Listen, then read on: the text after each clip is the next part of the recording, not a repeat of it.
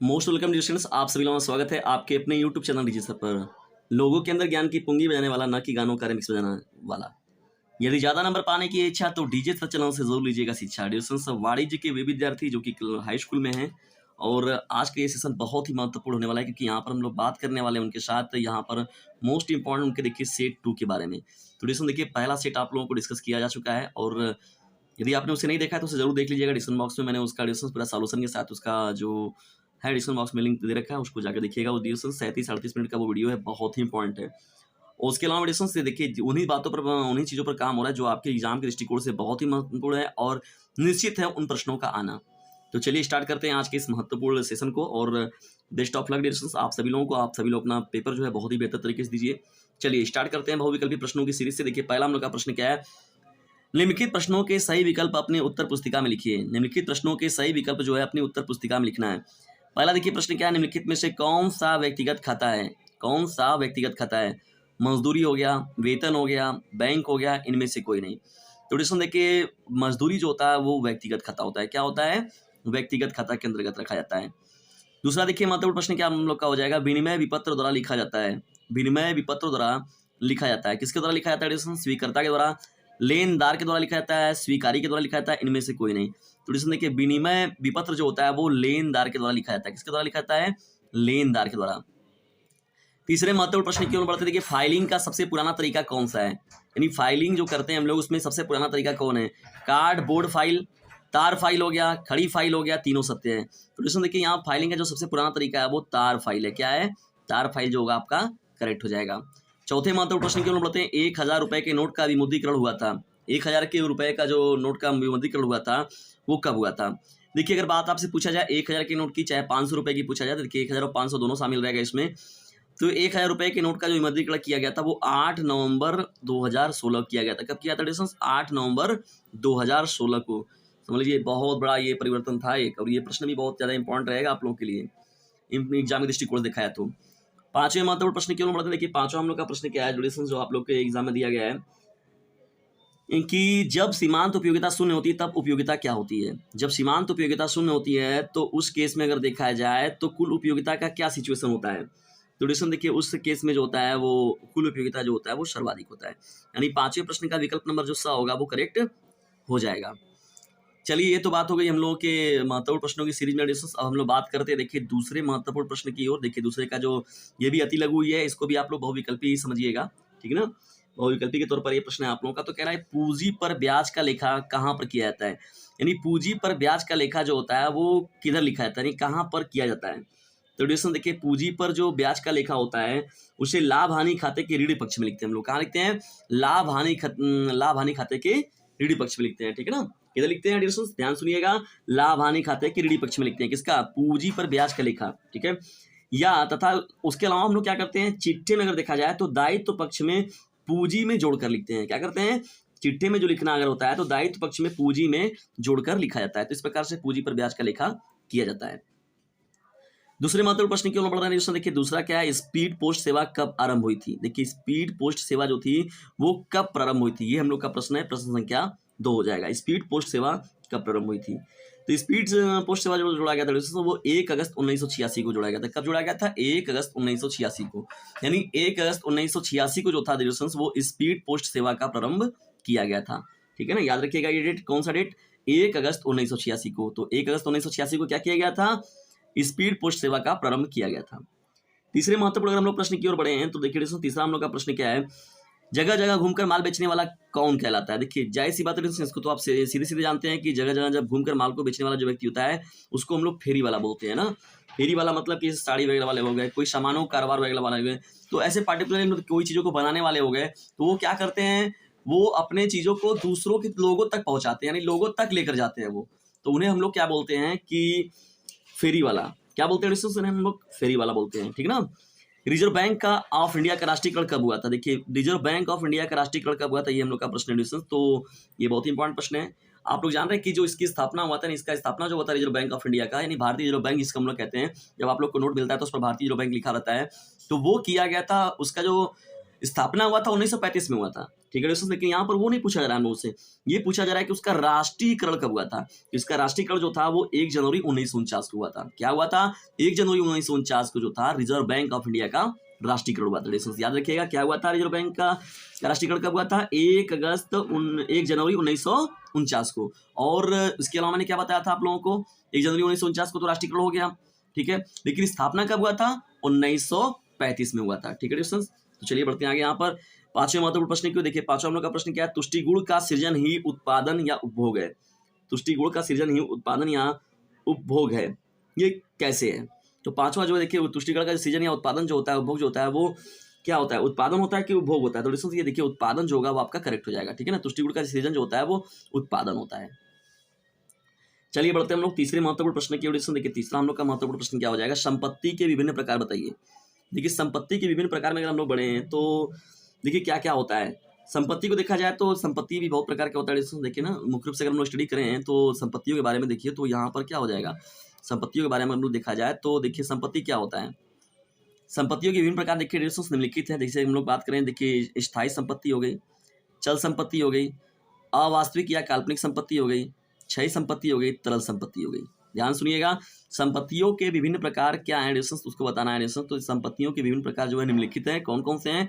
स्थायी संपत्तियां हो गई, चल संपत्तियां हो गई, वास्तविक या काल्पनिक संपत्तियां हो गई, क्षयी संपत्तियां हो गई, तरल संपत्तियां हो गई। तो ये मुख्य रूप से प्रकार हैं किसके?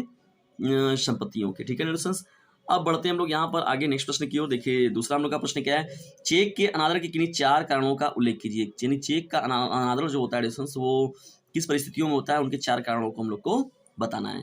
तो चलिए बढ़ते हैं तीसरे के दूसरे महत्वपूर्ण प्रश्न की ओर। तो जब दूसरे महत्वपूर्ण प्रश्न की ओर बढ़ते हैं दोस्तों, देखिए चेक का अनादर जो होता है वो कैसे होता है। देखिए पहला पॉइंट जो आप लिख देंगे इसमें, देखिए चेक के अनादरण के लिए देखिए निम्नलिखित परिस्थितियां होती हैं। कौन कौन सी विभिन्न परिस्थितियां हैं उस पर हम लोग बात करेंगे।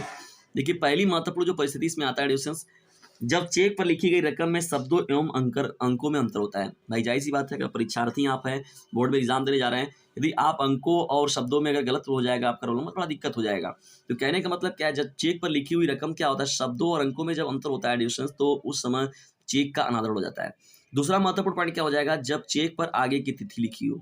चेक पर आगे की तिथि लिखी हो मतलब कहने का मतलब है कि अभी डेट नहीं आया और आपने दूसरे डेट में मिस मैचिंग मिले, तब दूसरा देखिए महत्वपूर्ण पॉइंट हो जाएगा।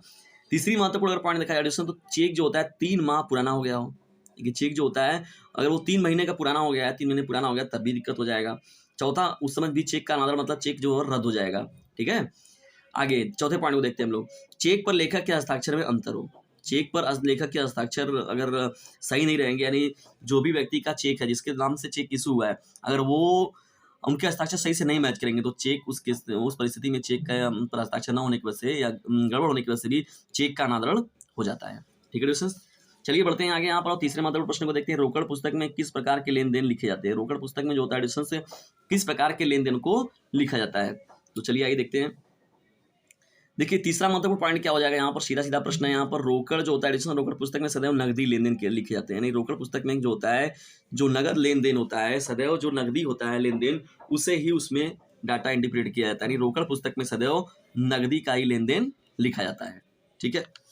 आइए बढ़ते हैं आगे हम लोग, देसी व्यापार किसे कहते हैं। देखिए प्रश्न हम लोग का तीसरे का चौथा प्रश्न कौन सा है, देसी व्यापार किसे कहते हैं, इसके 2 प्रकारों का उल्लेख कीजिए। देसी व्यापार किसे कहते हैं, इसके 2 प्रकारों का उल्लेख कीजिए। तो चलिए आइए समझते हैं इस प्रश्न को।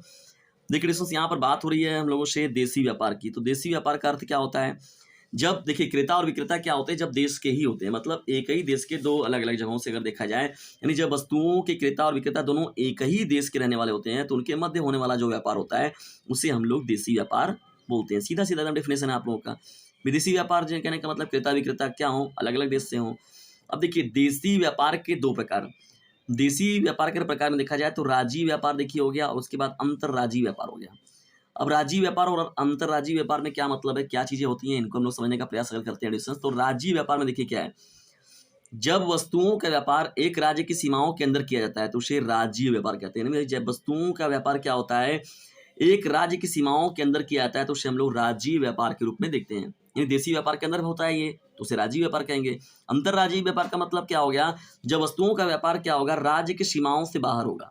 क्या होगा, जो व्यापार राज्य की सीमाओं से बाहर होगा अर्थात दूसरे राज्यों के साथ किया जाता है तो उसे हम लोग अंतर्राज्यीय व्यापार कहते हैं। अंतर्राज्यीय व्यापार का मतलब क्या हो जाएगा डिस्टेंस कि जब वस्तुओं का जो व्यापार होता है वो राज्य की सीमाओं से बाहर अर्थात दूसरे राज्यों के साथ किया जाता है तो उसे अंतर्राज्यीय व्यापार कहते हैं। जबकि राज्यीय व्यापार क्या होता है, जब वस्तुओं का व्यापार एक ही सीमा के अंदर होता है। जैसे आप उत्तर प्रदेश के हैं, ठीक है, अब उत्तर प्रदेश का के मतलब बनारस का जैसे हो गया गोरखपुर से व्यापार हो गया तो उसे हम लोग कहेंगे राज्यीय व्यापार है। लेकिन अगर उत्तर प्रदेश का व्यापार हो गया बिहार के साथ या उत्तर प्रदेश का जो व्यापार हो गया पश्चिम बंगाल के साथ, ठीक है, तो उसे हम लोग बोलेंगे डिस्टेंस अंतर्राज्यीय व्यापार बोलते हैं। क्या बोलते हैं? अंतर्राज्यीय व्यापार में उसका हम लोग अध्ययन करते हैं। चलिए अब हम लोग बढ़ते हैं प्रश्नों की सीरीज में आगे। डिस्टेंस देखिए हम लोग का आगे प्रश्न क्या था आप लोगों का पूछा गया। देखिए थोक व्यापार क्या है, इसके दो गुणों का उल्लेख कीजिए। देखिए थोक व्यापार क्या होता है, इसके दो गुणों को भी बताना है हम लोगों को। थोक व्यापार क्या होता है इसके बारे में हम लोग को डिस्कस करना है। तो चलिए इसको समझते हैं हम लोग। थोक व्यापार क्या होता है डिस्टेंस, तो देखिए थोक व्यापार के अर्थ के बारे में हम लोग बात करें तो थोक व्यापार वह व्यापार है जिसमें उत्पादक से सामान खरीदकर फुटकर व्यापारी को बेचा जाता है। इसमें अत्यधिक पूंजी की आवश्यकता होती है। ये थोक व्यापारी जानते हैं कि 8 आना 4 आना 1 रुपये पर भी वो अपना बिजनेस करते हैं, लेकिन उनका सेलिंग इतने बड़े पैमाने पर होता है कि वो जो प्रॉफिट होता है उनको लाखों करोड़ों में पहुंच जाता है। वो यानी थोक व्यापारी का अर्थ होता है डिस्टेंस कि वो क्या करते हैं, उत्पादक से सामान खरीदकर फुटकर व्यापारियों को बेचते हैं। ठीक है ना, जैसे पता चला कि कोई अगर गेहूं चावल का विक्रेता है तो वो कई टन कई कुंटल वो मंगा लेगा, फिर वहां से वो क्या है किसी को पता चला वो 500 बोरा मंगा लिए आटा, वो 1000 बोरा आटा मंगा लिए। अब पता चला किसी को फुटकर बेचने के लिए 2 बोरा चाहिए 1 बोरा चाहिए तो वो उनको वो दे रहे हैं। तो थोक व्यापारी वो होते हैं और फुटकर व्यापारी के तौर पर वो अपना आधा किलो 1 किलो पावर 100 ग्राम 200 ग्राम ना ये चीजें होती हैं। तो इसमें अत्यधिक पूंजी की आवश्यकता देखी होती है। ठीक है दोस्तों, ये महत्वपूर्ण पॉइंट हो जाएगा। जब आगे बढ़ते हैं डिस्कशन देखिए इसमें तो हम लोग क्या करते हैं, देखिए फुटकर व्यापारियों को बेचा जाता है। इसमें अत्यधिक पूंजी, भाई जाहिर सी बात है अत्यधिक पूंजी जब होगी तभी चीज़ें हो पाएंगी। नहीं थोक व्यापारी का जो होगा वो अत्यधिक पूंजी की वजह से ही वो काम कर पाएंगे। अब देखिए थोक व्यापारी के गुण क्या है, यानी थोक व्यापारी के जो महत्वपूर्ण गुण हैं वो क्या है। देखिए थोक व्यापारी के महत्वपूर्ण गुण के बारे में हम लोग बात करें तो देखिए पहला पॉइंट जो हो जाएगा इसमें प्राय एक ही वस्तु का व्यापार करते हैं। क्या करते हैं? एक ही वस्तु का व्यापार करते हैं। मुख्य रूप से जैसे कोई हो गया, जैसे कोई चावल का है तो चावल का ही कर रहा है, आटा वाले केवल आटा का ही कर रहे हैं, तेल वाले केवल तेल का ही कर रहे हैं। तो थोक व्यापारी जो होते हैं वो मुख्य रूप से क्या करते हैं, एक ही वस्तु का जो होता है वो व्यापक स्तर पर बड़े पैमाने पर उसका व्यापार करते हैं। दूसरा देखिए महत्वपूर्ण पॉइंट इसमें क्या हो जाएगा, इसमें निर्माताओं से बड़ी मात्रा में माल क्रय करते हैं। भाई पहले ही बताया कि देखिए उत्पादन से जो होता है बड़े पैमाने पर जो माल होता है, सामान होता है, वस्तु होता है, उसका क्रय किया जाता है, उसको खरीदा जाता है। ठीक है ना, खरीदने बेचने का जो काम होता है बड़े पैमाने पर खरीद कर लाते हैं वो लोग। अब चलिए हम लोग ये तो बातें हो गई हम लोग डिस्कस। अब देखिए नेक्स्ट पॉइंट क्या है हम लोग का प्रश्न में, किन्हीं 4 निजी बैंकों के नाम लिखिए। देखिए ये प्रश्न आप लोगों से पूछ सकता है, निजी बैंक हो गए, व्यापारिक बैंक हो गए, तो कौन कौन से हैं। देखिए महत्वपूर्ण प्रश्न हो जाएगा आप लोग का। तो ICICI बैंक हो गया ना, निजी बैंक है आप लोगों का। ICICI बैंक हो गया, HDFC बैंक हो गया, यस बैंक हो गया, एक्सिस बैंक हो गया। फिर से नाम देख लीजिए, 4 जो आपके निजी बैंक कौन कौन से हो जाएंगे, axis bank, yes bank, HDFC bank, ICICI bank. ठीक है डिस्टेंस, तो ये आप लोगों से पूछ सकता है और ये मोस्ट इंपॉर्टेंट प्रश्नों की सीरीज चल रही है। निश्चित तौर पर डिस्टेंस ये सभी जो प्रश्न हैं वो आप लोगों को लाभान्वित जरूर करेंगे। और डिस्टेंस डीजे सर का कहना है पढ़ने के साथ ही साथ इस चैनल का लिंक अपने क्लासमेट पर शेयर करते रहना है। तो खुद भी लाभ उठाइए, दूसरों को भी लाभान्वित कीजिए इस चैनल से जिसका नाम है डीजे सर। चलिए डिस्टेंस हम लोग आगे बढ़ते हैं और देखते हैं चौथे प्रश्न को। देखिए चौथा हम लोग का प्रश्न क्या है, व्यापार खाता एवं लाभ हानि खाते में अंतर बताइए। देखिए व्यापार खाता और लाभ हानि खाते में क्या अंतर होता है इसके बारे में हम लोग को डिस्कस करना है। तो व्यापार खाता और लाभ हानि खाता क्या होता है, इसमें डिफरेंस बताना है हम लोग को, ये इंपॉर्टेंट प्रश्न रहेगा आप लोगों का। चलिए आगे बढ़ते हैं डिस्कशन, देखते हैं कुछ अन्य प्रश्नों को।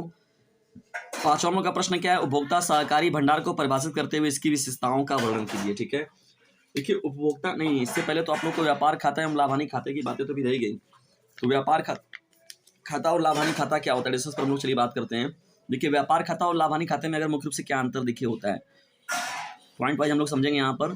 देखिए पहला जो व्यय के बेस पर अगर देखा जाए तो इसमें समस्त प्रत्यक्ष व्ययों का उल्लेख होता है, यानी व्यापार खाता में जो होता है प्रत्यक्ष व्यय होते हैं उनको लिखा जाता है।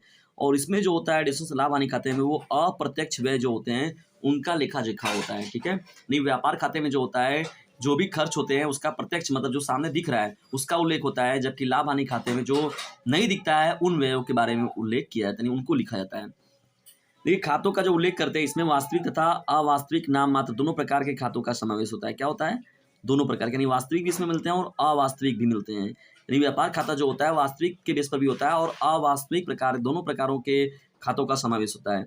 जबकि लाभ हानि खाता जो होता है इसमें केवल क्या होता है, नाम मात्र के खातों को ही लिखा जाता है।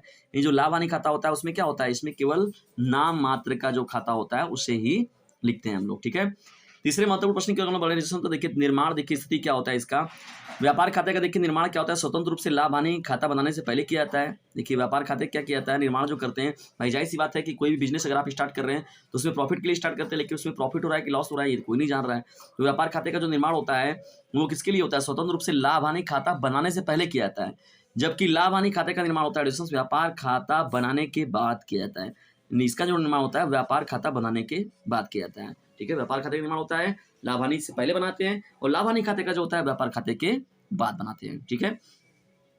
और व्यापार खाता देखिए उद्देश्य क्या होता है, व्यापार खाते का जो निर्माण होता है वो क्रय विक्रय की स्थिति जानने के लिए किया जाता है। क्रय विक्रय की स्थिति की मतलब कोई चीजें आ रही तो कितनी बिक रही हैं, कितनी बच रही हैं ना, क्रय विक्रय की बातें जो होंगी, कितना खरीदा जा रहा है और कितना बेचा जा रहा है, इसका पूरा लेखा जोखा जो रखा जाता है वो क्रय विक्रय की स्थिति को जानने के लिए जो होता है ये मुख्य रूप से व्यापार खाते को बनाते हैं। जबकि लाभ हानि खाते को अगर देखा जाए तो उद्देश्य जो होता है वो अप्रत्यक्ष व्ययों का ज्ञान प्राप्त करने के लिए होता है। क्या होता है डिस्टेंस, अप्रत्यक्ष व्यय। मैंने पहले बताया देखिए लाभ हानि खाता जो था वो अप्रत्यक्ष व्यय पर आधारित होता है, वे खर्च जो कि नहीं दिखते हैं तो उस पर आधारित होता है ये।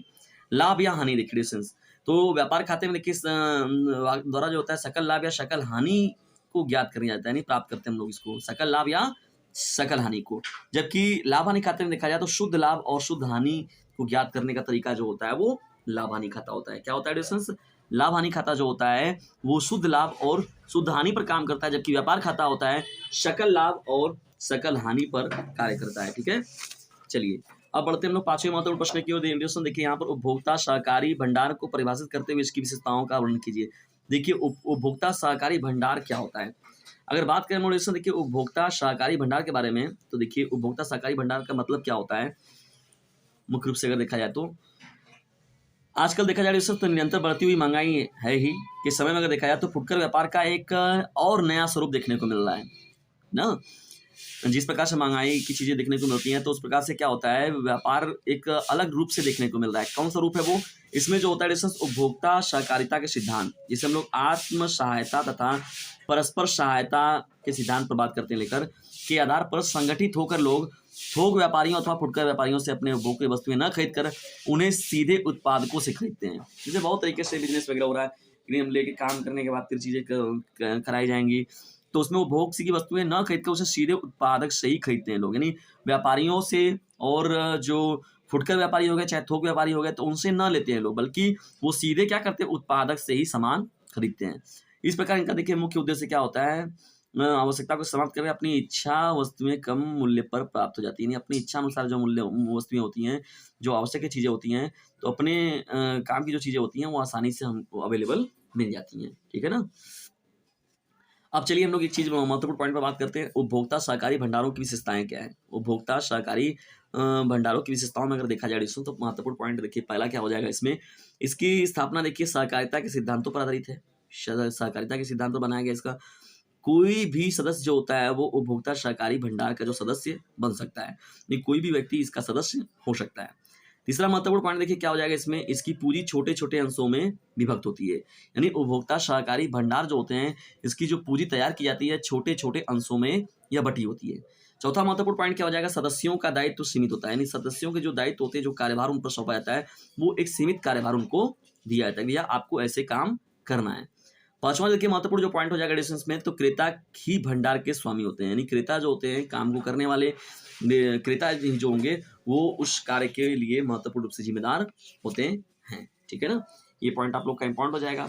चलिए बढ़ते हैं यहाँ पर, देखिए इतना लिख दिया आप लोग तो 4 नंबर आप लोगों ने अपना फिक्स कर लिया। छठवें महत्वपूर्ण पॉइंट के ऊपर बढ़ते हैं। देखिए छठवें का पहला प्रश्न क्या है, बैंकों के राष्ट्रीयकरण के लाभ पर बात करना है, और दूसरा जो है बचत और निजी संचय में अंतर स्पष्ट करना है। तो चलिए इस प्रश्न को भी देखते हैं हम लोग डिस्कस, लेकिन एक काम जरूर कीजिएगा, ये थोड़ा सा भी हेल्पफुल लगे लेक्चर आप लोग को तो इसे अपने क्लासमेट को शेयर कर दीजिएगा, ठीक है ना। ये काम आप लोग को जरूर करना है, चलिए बढ़ते हैं यहाँ पर बैंकों के राष्ट्रीयकरण के देखिए क्या लाभ है एडिशन। देखिए बैंकों के राष्ट्रीयकरण के मुख्य रूप से लाभ जो होते हैं उन पर हम लोग बातें करने वाले हैं। देखिए पहला क्या है, शाखाओं का विस्तार होता है। इसमें क्या होता है एडिशन, बैंकों के राष्ट्रीयकरण से अगर लाभ देखा जाए तो पहला महत्वपूर्ण क्या हो जाएगा, शाखाओं का इसमें विस्तार होता है। यानी राष्ट्रीयकरण के पश्चात क्या होता है, बैंकों की शाखाओं में तीव्र गति से वृद्धि हुई है, शाखाओं का विस्तार हुआ है। मतलब राष्ट्रीयकरण जब हो जाता है तो बैंकों की शाखाएं जो है वो दिन पर दिन बढ़ती जा रही हैं। दूसरा देखिए महत्वपूर्ण पॉइंट क्या है, यहाँ पर लोगों को विश्वास भी है कि नहीं भैया ये बैंक की चीज़ें हैं तो हमारा जो चीज़ें जहाँ पर हो रहा है बैंक में तो कोई दिक्कत नहीं होगा कोई इसमें। देखिए दूसरा महत्वपूर्ण पॉइंट क्या हो जाएगा, ग्रामीण क्षेत्रों में बैंकिंग सुविधाओं का विकास होता है। यानी ग्रामीण क्षेत्र जो होते हैं उसमें बैंकिंग सुविधाओं का भी अच्छे से विकास होता है। राष्ट्रीयकरण के पश्चात अगर देखा जाए तो राष्ट्रीयकृत बैंकों ने ग्रामीण क्षेत्रों में बैंकिंग सुविधाओं के विकास में उल्लेखनीय भूमिका निभाई है। कहने का मतलब क्या है, ये राष्ट्रीयकृत बैंक जो होते हैं वो ग्रामीण क्षेत्रों के विकास में भी बहुत सर्वांगीण विकास के तौर पर अपना कार्यभार अदा कर रहे हैं।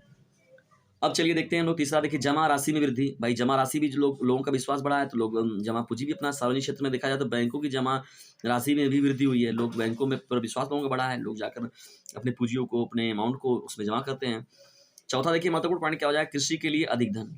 कृषि के लिए अधिक धन नहीं, बैंकों के द्वारा क्या होता है, कृषि क्षेत्र को अधिक ऋण दिया जाने लगा है। यानी पहले की अपेक्षा देखा जाए तो बैंकों को भी ऋण मिलता है बड़े पैमाने पर, ताकि बैंकर्स देते उन्हें और जो छोटे किसान, सीमांत किसान हो गए, लघु किसान हो गए और कुटीर उद्योग वाले हो गए, लघु उद्योग वाले, तो वो अपने कामों को, बिजनेस वगैरह को, काम धाम को भी वो लोग आगे करते हैं। तो कृषि के लिए अधिक धन।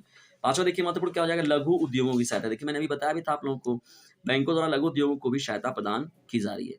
छठवां देखिए महत्वपूर्ण पॉइंट क्या हो जाएगा, सामान्य व्यक्ति की सहायता। सामान्य व्यक्ति की सहायता का मतलब क्या हो जाएगा, राष्ट्रीयकरण के पश्चात अगर देखा जाए तो बैंकों द्वारा सड़क परिवहन हो गया, देखिए चालक हो गया, फुटकर व्यापार हो गया, लघु व्यवसाय हो गया, पेशेवर एवं स्वयं रोजगार व्यक्ति तथा शिक्षा आदि के लिए अधिक ऋण प्रदान किए जा रहे हैं। कहने का मतलब क्या है, सामान्य व्यक्ति की भी इसके दौरान ही राष्ट्रीयकरण के पश्चात बैंकों के राष्ट्रीयकरण के माध्यम से ही क्या होता है, लोगों का बड़े पैमाने पर सपोर्ट किया जाता है। यानी सामान्य व्यक्ति की सहायता नहीं, राष्ट्रीयकरण के पश्चात अगर देखा जाए तो बैंकों द्वारा सड़क परिवहन हो गया, सड़क परिवहन चालक की बात हो गई, फुटकर व्यापार की बात हो गई, लघु व्यवसाय की बात हो गई, पेशेवर या स्वयं रोजगार की बात हो गई व्यक्ति की, तो जितनी भी चीजें होते हैं तो उनके लिए ऋण प्रदान करने का काम होता है। ठीक है, तो बैंकों के राष्ट्रीयकरण की ही ये विशेषता है जिसके द्वारा ये सभी चीजें पॉसिबल हो पाई हैं। अब चलिए बढ़ते हम लोग यहाँ पर नेक्स्ट प्रश्न की ओर। देखिए नेक्स्ट हम लोग का प्रश्न क्या है, बचत एवं निसंचय में अंतर स्पष्ट कीजिए। देखिए बचत और निसंचय देखिए क्या होता है, इस पर हम लोग बात करते हैं। बचत और निसंचय पर देखिए महत्वपूर्ण पॉइंट है ये प्रश्न, अगर आप लोगों से अलग अलग भी पूछ सकता है तो दिक्कत ना हो आप लोगों को लिखने में लेसन, तो इस पर बातें करना जरूरी है। देखिए पहला क्या हो जाएगा, बचत में अगर देखा जाए तो बचत आय का वह भाग होता है जिसका प्रयोग उत्पादक कार्यों में किया जाता है, उत्पादक कार्यों में। ठीक है, और निसंचय देखिए आय का वह भाग होता है जो अनुत्पादक रूप में रखा जाता है, अनुत्पादक रूप में इसको हम लोग यूज करते हैं। जबकि ये उत्पादक कार्यों में जो बचत होता है और निसंचय जो होता है वो अनुत्पादक रूप से रखा जाता है। अगर उपयोगिता के बेस पर देखा जाए तो बचत जो होता है वो आर्थिक दृष्टि से उपयोगी होता है। क्या होता है, आर्थिक दृष्टि से बहुत ही उपयोगी है। जबकि निसंचय जो होता है आर्थिक दृष्टि से अनुपयोगी तथा निष्क्रिय होता है।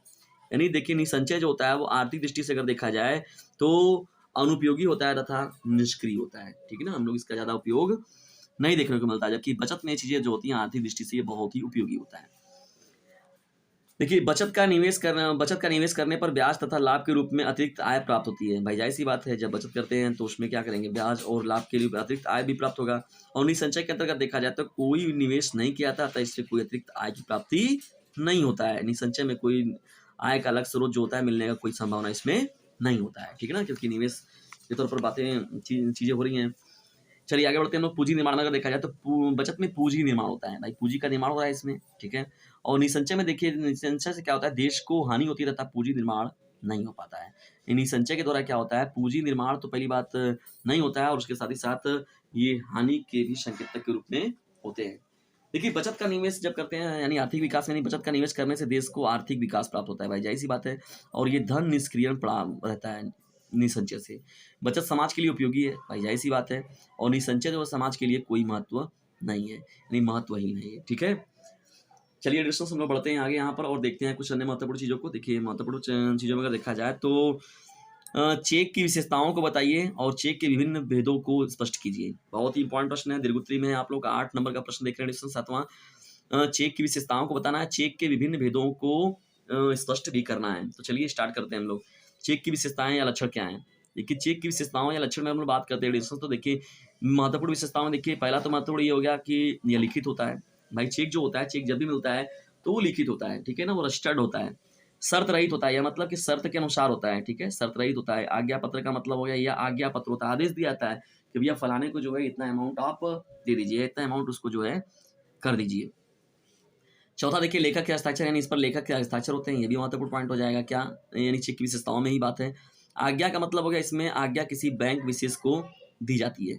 और छठवां देखिए महत्वपूर्ण पॉइंट क्या हो जाएगा, इसका भुगतान मांगने पर दे होता है। यानी भाई ऐसा नहीं कि जब जब आप मांगेंगे, जब चीज़ें आप लोग स्वीकार करेंगे बैंक से, तभी चीज़ें आप लोग को प्रोवाइड कराई जाएंगी। नहीं, इसका भुगतान जो होता है मांगने पर ही दिया जाता है, ठीक है। सातवां देखिए महत्वपूर्ण पॉइंट क्या हो जाएगा, धनराशि, नहीं इसमें निश्चित धनराशि होती है। सातवां महत्वपूर्ण पॉइंट क्या हो जाएगा, इसमें निश्चित धनराशि का भी समावेश होता है निश्चय के ऊपर। और आठवां जो है महत्वपूर्ण देखिए पॉइंट क्या हो जाएगा, भुगतान उसमें लिखित व्यक्ति विशेष को अथवा उसके आदेशानुसार से किसी अन्य व्यक्ति या वाहक को हो सकता है। यानी भुगतान जो होता है, भुगतान के करने की भी शर्तें हैं कि भुगतान मनमाने तरीके से नहीं होता है, किसी को भी भुगतान दे दिया जाएगा। तो भुगतान प्राप्तकर्ता जो होते हैं डिसेस, उनको भी एक विशेष आदेशानुसार के अनुसार ही, मतलब कोई विशेष जो है, जो वाहक है, जो गए हैं लेने के लिए, तो उनको वो धनराशि प्रोवाइड करा दी जाती है। अब देखिए हम लोग नेक्स्ट प्रश्न की ओर अगर बढ़ते हैं तो देखिए चेक के प्रकार क्या है, चेक के प्रकार या भेद को बताना है। तो देखिए वाहक चेक होता है, क्या होता है डिस्टेंस, बियरर चेक जिसको हम लोग बोलते हैं, वाहक चेक। तो दो प्रकार मुख्य रूप से हैं। और दूसरा देखिए क्या है यहाँ पर, आदेशिक चेक है। बियरर चेक, वाहक चेक, यानी वह चेक होता है जिसका भुगतान उसमें उल्लिखित व्यक्ति या वाहक अर्थात बैंक की खिड़की पर प्रस्तुत करने वाले व्यक्ति को कर दिया जाता है, इसे वाहक चेक बोलते हैं हम लोग, ठीक है। और यहाँ पर आदेशिक चेक का मतलब इस प्रकार के चेक का भुगतान उसमें उल्लिखित व्यक्ति को ही उसके आदेशानुसार अन्य किसी व्यक्ति को कर दिया जाता है। ऐसे चेक पर प्राप्त के नाम और ऑर्डर लिखा जाता है, ठीक है ना। तो इसी प्रकार से देखिए यहाँ पर वाहक चेक और आदेशिक चेक जो होते हैं वो वर्क करते हैं। अगर भुगतान प्राप्त के उद्देश्य से अगर देखा जाए तो चेकों के देखिए खुला चेक हो गया, ओपन चेक हो गया और रेखांकित चेक हो गया। खुला चेक और क्या होता है, रेखांकित चेक होता है। तो खुला चेक वह चेक होता है जिसमें भुगतान चेक के बैंक खिड़की पर प्रस्तुत करने पर तुरंत ही प्राप्त हो जाता है। और रेखांकित चेक का मतलब क्या होता है, देखिए यहाँ पर चेक को सुरक्षित बनाए रखने के उद्देश्य से जब इसके मुख्य पृष्ठ पर बाईं ओर दो कोने पर क्या समांतर रेखाएं, यानी ऐसे जब देखिए खींच दी जाती हैं लाइनें यहाँ पर समांतर रेखाओं के रूप में, तो समांतर रेखाएं, तो ऐसे चेक को रेखांकित चेक बोलते हैं। तथा यह क्रिया जो होता है चेकों का रेखांकन कहलाता है। क्या कहलाता है, चेकों का रेखांकन भी आप लोगों से पूछ सकता है। इन रेखाओं में कुछ शब्द भी लिखे जा सकते हैं, जैसे एंड का केवल खाते में जमा किए रुपए अंतर्गत, तो ये सही बातें भी देखने को मिलती है रेखांकित चेक पर। अगले महत्वपूर्ण पॉइंट की ओर बढ़ते हैं, देखिए पूर्व तिथि का चेक। ऐसे चेक पर पिछली तिथि पड़ी रहती है, ठीक है, इसको हम लोग बोलते हैं पूर्व तिथि का चेक। चौथा जो है आगामी तिथि का चेक, यानी ऐसे चेक पर आगामी तिथि पर पड़ी होती है। ध्यान रहे किसी भी चेक का भुगतान उस पर उल्लिखित तिथि के 3 माह के अंदर ही लिया जा सकता है। यानी जो आगामी तिथि का जो भुगतान होता है वो कैसे होता है, ऐसे चेक पर आगामी तिथि पड़ी होती है। ध्यान रहे किसी भी चेक का भुगतान पर उल्लिखित तिथि के 3 माह के अंदर ही लिया जा सकता है। यानी मतलब कहने का मतलब है 3 महीने का अंतर्गत उसमें ड्यूरेशन होता है, ड्यू डेट होता है, डेट पर बीतने पर बड़ा दिक्कत होने लगता है उसमें। चलिए डिस्कस हम लोग बढ़ते हैं यहाँ पर महत्वपूर्ण प्रश्नों की सीरीज में आगे यहाँ पर, और देखते हैं अन्य प्रश्नों को। प्रश्न हम लोग का देखिए नेक्स्ट क्या है यहाँ पर, नस्तीकरण की परिभाषा लिखी दीजिए और नस्तीकरण के लाभ क्या लाभ हैं इसके बारे में हम लोग को बात करना है, ठीक ना। तो नस्तीकरण की, तो चलिए डिस्कस बढ़ते हैं हम लोग यहाँ पर आगे, और यहाँ पर सेशन को देखिए डिस्कस कोई ना कोई खाली में हो जाता है, कोई बात नहीं। चलिए हम लोग बढ़ते हैं सेशन को लेकर आगे यहाँ पर डिस्कस। नस्तीकरण की परिभाषा दीजिए, नस्तीकरण के क्या लाभ, बड़ी सिचुएशनों में आप लोगों के लिए क्लासेस चल रहे हैं, तो एक काम कर दिया करिए, लाइक और शेयर जरूर कर दिया करिए। नस्तीकरण या फाइलिंग से आशय बताना है। देखिए नस्तीकरण का मतलब क्या होता है, आधुनिक व्यापार का देखा जाए तो बहुत बृहत हो गया है। व्यापार का क्षेत्र जानते हैं कि कितना व्यापक है। व्यापारी पत्रों और इन्हें सुरक्षित रखने का महत्व भी बढ़ गया है। पत्रों को सुरक्षित रखने के लिए नस्तीकरण प्रयोग किया जाता है। देखिए नस्तीकरण क्या होता है, डिस्टेंस फाइलिंग जिसे हम लोग कहते हैं, वह कला है जिसके द्वारा कार्यालय के बाहर से आने वाले तथा कार्यालय से बाहर जाने वाले प्रतिलिपि को सुरक्षित रखा जाता है। कहने का मतलब क्या होता है, फाइलिंग करके रख देना, यानी एक आर्ट है, एक कला है वो। नस्तीकरण क्या होता है, एक फाइलिंग या नस्तीकरण के बारे में पूछा जाए कि कोई बिजनेस व्यापार हो गया तो वो, या कोई भी कार्य ऐसा हो गया तो कार्यालय से में बाहर जाने वाला, और कार्यालय कि मतलब बाहर से भी बातें हो रही हैं, जो अंदर से भी बातें हो रही हैं, तो पत्रों की जो प्रतिलिपि को सुरक्षित रखने का काम होता है वो नस्तीकरण कहलाता है। यानी इस व्यवस्था को हम लोग बोलते हैं नस्तीकरण। इस प्रकार आवश्यकता पड़ने पर इच्छित पत्र की प्रतिलिपि को सरलता से खोजा जा सकता है, ठीक है।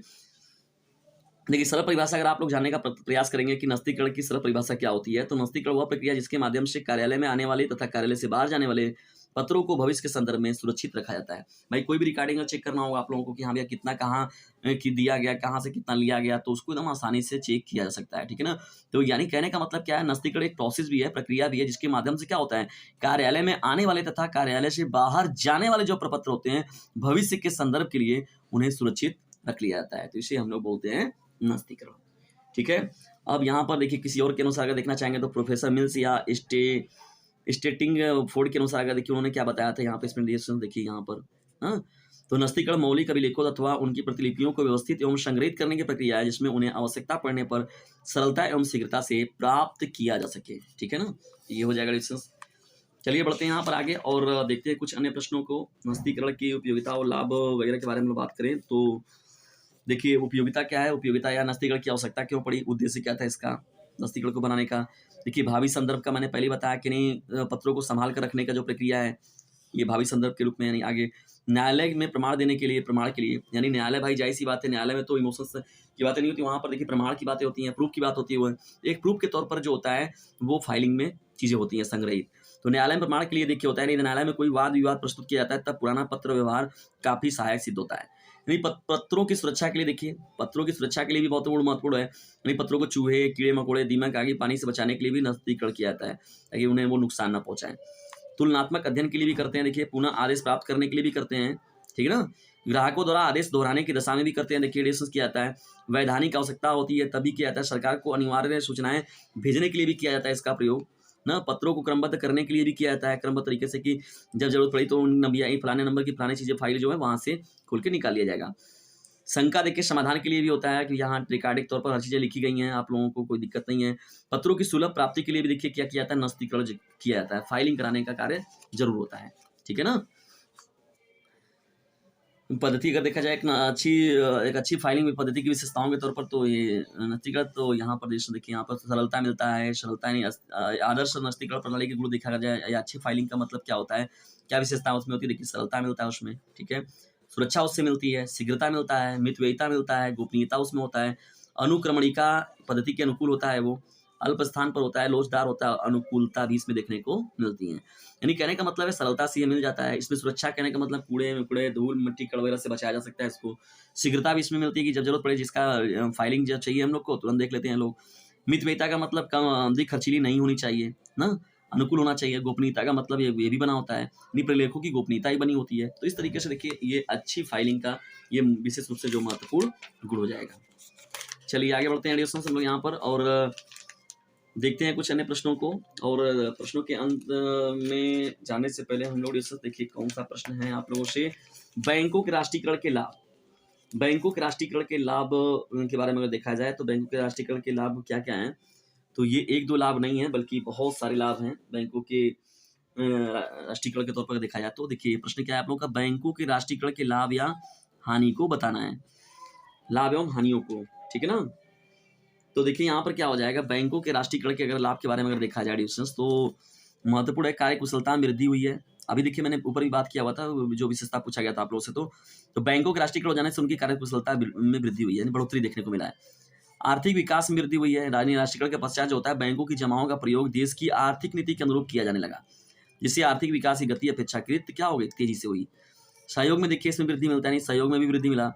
राष्ट्रीयकरण के पश्चात क्या होता है, रिजर्व बैंक के साथ इनके सहयोग में वृद्धि हुई है, जो कि देश की अर्थव्यवस्था को सुदृढ़ता प्रदान करने के लिए एक आवश्यक कदम है। यानी सहयोग में भी वृद्धि हुआ है बैंकों राष्ट्रीयकरण की वजह से। उद्योग धंधों में वृद्धि हुई है, भाई लोगों को चाहिए बैंक वगैरह से लोग लेकर अपने व्यापार बिजनेस को आगे बढ़ाते हैं लोग। समाजवाद को बढ़ावा मिला है इसके द्वारा, किसके द्वारा, बैंकों के राष्ट्रीयकरण से। और देखिए हानि क्या है, ये देखिए बहुत महत्वपूर्ण पॉइंट है, राजनीतिज्ञों का प्रभाव, यानी राष्ट्रीयकृत बैंकों में राजनीतियों का प्रभाव बढ़ गया है। कहने का मतलब क्या, जान ही रहे, नेता जनता पस्त नेता मस्त, यही बातें हैं। तो राजनीतिक का प्रभाव भी बड़े राजनीतिज्ञों पर बहुत बड़ा प्रभाव पड़ा है यहाँ पर बैंकों की ये महत्वपूर्ण हानियों में। नौकरशाही का बोलबाला, कहने का मतलब क्या है, राष्ट्रीयकरण के पश्चात अलग इसके संचालन में लाल फीताशाही एवं कागजी कार्रवाई का बोलबाला होने लगा है। कहने का मतलब देख रहे हैं कि बैंकों से लोग लेके भी उड़न छू वाली बात हो जाती है, लेके फरार हो जा रहे हैं, उड़ जा रहे हैं। नीरव मोदी की जो हो गए, विजय माल्या हो गई, सब इसके बहुत बड़े बड़े महान योद्धा हैं, कितने कितने पैसों को लेके उड़ गए हैं। भ्रष्टाचार को प्रोत्साहन देखिए मिलता है। भ्रष्टाचार को प्रोत्साहन कहने का मतलब राष्ट्रीयकरण हो जाने के बाद इसे क्षेत्र में भ्रष्टाचार उत्पन्न हो गया है। कुशलता में ह्रास, यानी राष्ट्रीयकृत बैंकों की सेवाओं का निरंतर स्तर गिर रहा है, वे सेवा की ओर ध्यान नहीं देते हैं। ये भी एक है बहुत ही महत्वपूर्ण रूप से जो इनकी बैंकों के राष्ट्रीयकरण की मुख्य रूप से कुछ खामियां हैं, जो कमियां हैं, ठीक ना। तो ये महत्वपूर्ण प्रश्न रहेगा आपको क्वेश्चंस। बैंकिंग क्षेत्र में आधुनिक प्रवृत्तियों का उल्लेख कीजिए। बैंकिंग क्षेत्र में आधुनिक प्रवृत्तियों का देखिए क्या उल्लेख है, इसके बारे में हम लोग को डिस्कस करना है। देखिए बैंकिंग क्षेत्र में अगर देखा जाए तो आधुनिक व्यवस्था अर्थव्यवस्था में अगर देखा जाए तो बैंकों का महत्व या लाभ क्या होता है। देखिए बैंक आज की अर्थव्यवस्था का आधार है। जाहिर सी बात है, पूरी चीजें तो वहीं पर होती हैं और पूंजी निर्माण में सहायक भी है। पूंजी निर्माण में सहायक है कहने का मतलब बैंक जनता की छोटी छोटी बचतों को जमा करके देश में पूंजी निर्माण में सहायक सिद्ध हुए हैं। बैंकों के अभाव में यह बचतें संभव इतनी उपयोगी न होती। यानी बैंक अगर सपोर्ट अपना नहीं करते तो इतनी बड़ी पूंजी को या चीज़ों को जुटा पाना बड़ा दुर्लभ काम था। उद्योगों के विकास में सहायक है कहने का मतलब क्या एडिशंस के देखिए उद्योगों के विकास में सहायक का मतलब बैंक उद्योगों के विकास में सहायक सिद्ध हुए हैं। बैंक क्या काम करते हैं, देखिए सर्वप्रथम उद्योगों के लिए कच्चा माल खरीदने के लिए पूंजी प्रदान करते हैं, दूसरे उद्योगों को ऋण देते हैं। तीसरा अगर देखा जाए तो ये औद्योगिक कंपनी के अंश को खरीदने में विनियोग करते हैं, उसमें भी। और चौथा अगर महत्वपूर्ण पॉइंट देखा जाए तो ये क्या करते हैं, लघु एवं कुटीर उद्योगों को आर्थिक सहायता देने का भी काम करते हैं। यानी उद्योगों के विकास में सहायक है। उद्योगों के विकास में सहायक कहने का मतलब क्या है, कच्चा माल देते हैं उन्हें, उद्योगों को ऋण देते हैं, अंश खरीदने में विनियोग करते हैं और लघु व कुटीर उद्योगों को आर्थिक सहायता देते हैं, ठीक है।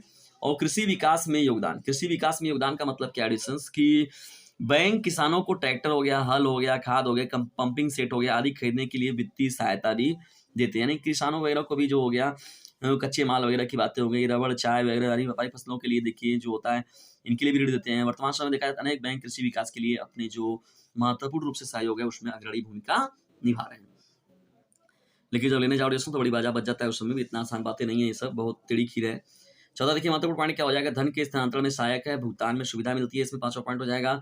छठवां जो है बहुमूल्य धातुओं के प्रयोग में बचत होती है, अंतर्राष्ट्रीय व्यापार में सहायक होता है ये।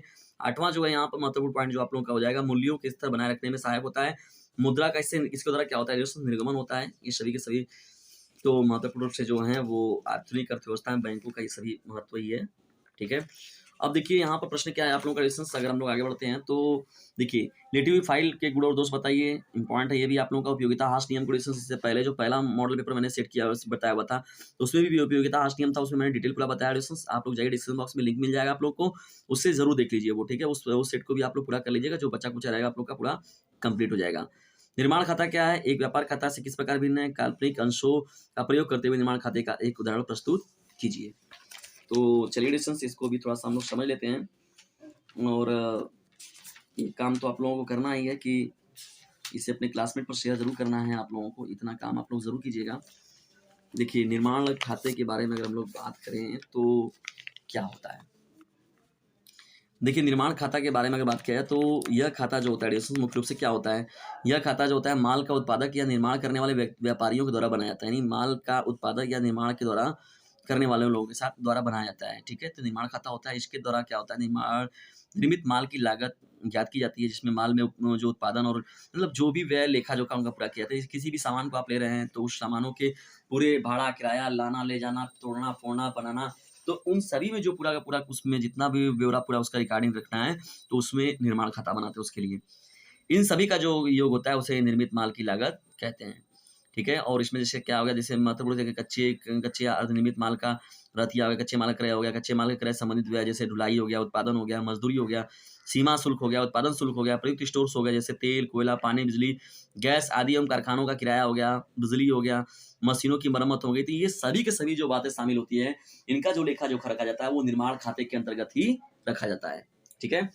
अब देखिए निर्माण खाता और व्यापार खाते में क्या अंतर है। देखिए निर्माण खाता और व्यापार खाते में अगर अंतर के बारे में बात करें हम लोग तो ये देखिए व्यापार खाते से पहले बनाया जाता है, ये निर्माण खाते के बाद बनाया जाता है, ठीक है। नहीं व्यापार खाते को क्या करने निर्माण खाते के बाद बनाया जाता है, नहीं व्यापार खाता को जो बनाया जाता है वो निर्माण खाते के बाद, और निर्माण खाता को जो बनाया जाता है व्यापार खाते से पहले। तो पहले और बाद की बात है यहाँ पर, एक तो यही हो जाएगा। यह उत्पादन तथा निर्माताओं द्वारा बनाया जाता है, ठीक है, यह सभी प्रकार के व्यापारियों द्वारा, यानी व्यापार खाता सभी व्यापारी बनाते हैं, जबकि जो ये निर्माण खाता होता है वो उत्पादक या निर्माताओं के द्वारा होता है। इनमें कच्चे माल के क्रय और एवं निर्माण की संबंधित व्यय लिखे जाते हैं, ठीक है। और इसमें जो होता है विक्रय हेतु किए जाने वाले जो महत्वपूर्ण व्यय होते हैं उनके बारे में, उनका विक्रय का लेखा किया जाता है। इस खाते का शेष जो होता है व्यापार खाते में अंतरित किया जाता है, जबकि इस खाते का शेष जो होता है लाभ हानि खाते में अंतरित किया जाता है। ठीक है दोस्तों, तो ये रहा आप लोगों का सेकंड सेट और सेकंड सेट के महत्वपूर्ण प्रश्नों का डिस्कशन आप लोग के साथ किया गया। और आज का ये महत्वपूर्ण सेशन आप लोग को कैसा लगा, डिस्कशन के बारे में कमेंट बॉक्स में जरूर बताइएगा। अगर वीडियो पसंद आता है तो इसे लाइक करें, शेयर करें और चैनल को सब्सक्राइब करना बिल्कुल भी ना भूलिएगा। और याद रखिएगा, यदि ज़्यादा नंबर पाने की इच्छा तो डीजे सर चैनल से जरूर लीजिएगा शिक्षा, और इसे अपने क्लासमेट पर कर दीजिए शेयर, क्योंकि बोर्ड एग्जाम है आप सभी लोगों के नियर। और डिस्क्रिप्शन बॉक्स में जाइए, वहाँ से एक नंबर आप लोग को मिलेगा, उस नंबर का भी खुद भी लाभ उठाइए और उस नंबर से दूसरों को भी लाभान्वित कीजिए। और डीजे सर का लेकिन एक बात याद रखिएगा, आप लोगों को डीजे सर का कहना है इस चैनल से पढ़ने के साथ ही साथ इस चैनल का लिंक भी अपने क्लासमेट पर शेयर करते रहना है। जल्दी मिलते हैं, तब तक के लिए टेक केयर, बाय, जय हिंद, जय भारत।